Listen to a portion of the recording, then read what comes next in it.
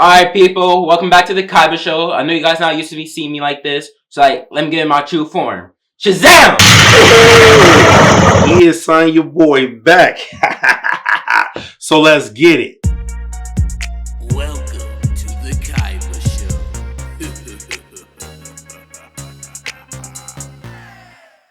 All right, people. So Shazam, Fury of the Gods is starring. You already know your boy Zachary Levy. We got Helen Mirren.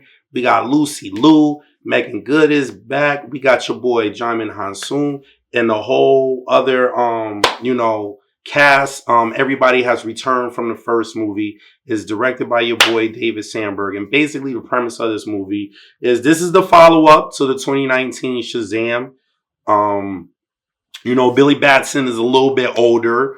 He's turning 18 in 5 months, and he's going through the emotional roller coaster of knowing that, he's going to be not young enough to stay with his foster parents. Like, he's going to be an adult. So he's dealing with the reality of like, yo, is my foster parents going to kick me out because technically I'm an adult now? While battling with that and trying to keep his family together, he has to deal with the daughters of Atlas. And those are the villains of the movie. You saw it in the trailer, Lucy Liu and Helen. And that's pretty much what I'm going to say for the premise of the movie without giving too much away. And let's get straight into it. Unfortunately, I was not digging this one as much as I did the first one. It's a family fun superhero movie, but there was just, I don't know, something was different with this one. For one, the villains wasn't really hitting, man. First off, you guys know how I am. I need a strong villain. When you have a strong villain, it helps to make the story arc and everything about watching a superhero movie spectacular. I had somewhat of a fear in Helen and Lucy's characters, but for the most part, I was just like, okay. The ending battle scene was mostly with the dragon. That took me out. I mean, I'm not telling you guys nothing that you ain't see in the trailers. So overall, the movie was just okay. The acting was pretty, it was pretty decent, not no Oscar worthy performances, We talking about a bunch of kids that get powers from the gods by yelling, the phrase Shazam. So the acting was okay. Action scenes, there was some cute action scenes in here, but nothing that stood out for me. The movie actually kind of started off slow in the beginning and then pick up for me until halfway through the movie to the second act. And then the third act with the final fight, it was okay. Like, the action was okay, the storyline was okay. They just kind of threw everything at you the first minute of the movie with, Helen and Lucy's character's introduction. They just jump right into it. You ain't get no backstory 4,000 years ago, this happened, nothing. They just threw the audience right into it. So I was like, okay, we're going straight into it. I mean, overall, this movie, like I said, this movie was just okay. Nothing spectacular. Nothing stood out. James Gunn is taking over the DC universe.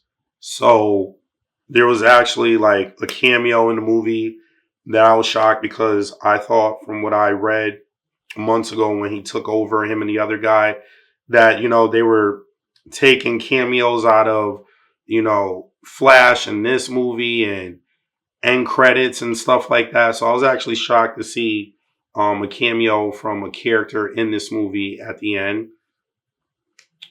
But what can I say, folks? On the Kaiba scale of 1 to 10, I'm gonna give this movie a 6.5. Man, it was okay. It was straight. Definitely not worth seeing regular admission. Go check this movie out during matinee. And I don't really think it's worth buying on Blu-ray when it comes out. I had more fun with the first movie than I did with this one. This one, I actually couldn't wait for the movie to be over. I don't know what it was, man. I think, to be honest with you, I think I even said this before. They introduced the family as the superheroes also way too soon. They should have never did that in the first movie. They actually should have introduced them getting their powers at the end of this one, because I think that's what it was. They focused so much on the family, it took away from Billy Batson being Shazam, because they focused on the rest of his foster siblings with their powers also. So I just think that concept was introduced way too soon, that they introduced that in the first movie, that now his whole sequel is based off of that. It's kind of like Captain America Civil War. I love that movie. But to introduce Civil War in a Captain America sequel, let's be honest, folks, it felt like a Avengers movie, like Avengers 2.5.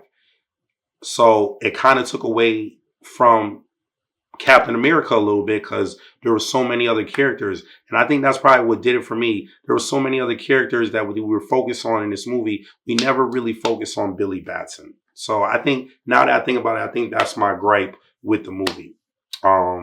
So yeah, I mean, if you got time, you want to take your kids, go check it out this weekend. But like I said, see it during matinee. Don't see it during regular admission.